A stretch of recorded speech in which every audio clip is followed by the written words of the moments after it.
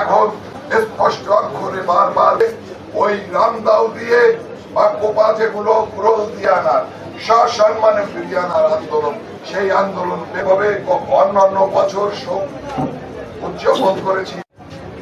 গতকাল একটি অনাকাঙ্ক্ষিত ঘটনা ঘটেছে, সেনাবাহিনীর অস্ত্র কেড়েছে, তাদের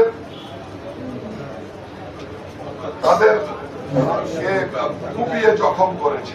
বন্ধুগণ, আমাদের এই এলাকার একটা বাচ্চা ছেলেও 12 বছরের বাচ্চা ছেলে আর তাদের গুলিতে আহত হয়েছে। বন্ধুগণ, একটা কথা মাথায় রাখতে হবে, প্রশাসন সেনাবাহিনীর সাথে আমরা যুদ্ধ করব না। সেনাবাহিনী আমাদের বাংলাদেশ আওয়ামী লীগের প্রতিপক্ষ না। বাংলাদেশে যে ষড়যন্ত্রকারীরা আছে তাদের ষড়যন্ত্রকে নস্যা করে আমরা যে আন্দোলন গড়ে তুলেছি, এই আন্দোলনকে আরো বেগবান করার স্বার্থে আমরা 15ই আগস্ট আমরা শোক সভা করব, টুঙ্গিপাড়ায় যাব। সকলে আমাদের যে 13 তারিখের প্রোগ্রামটা ছিল, এই 13 তারিখের প্রোগ্রাম আমরা 13 তারিখের পরিবর্তে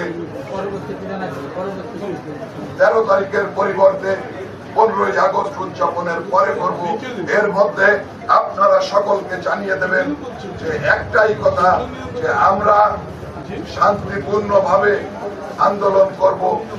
দেশি বিদেশি কোন ধরনের অস্ত্র যদি কেউ বহন করে তার দায় দায়িত্ব আমরা নিতে পারবো না। একটা কথা মাথায় রাখবেন,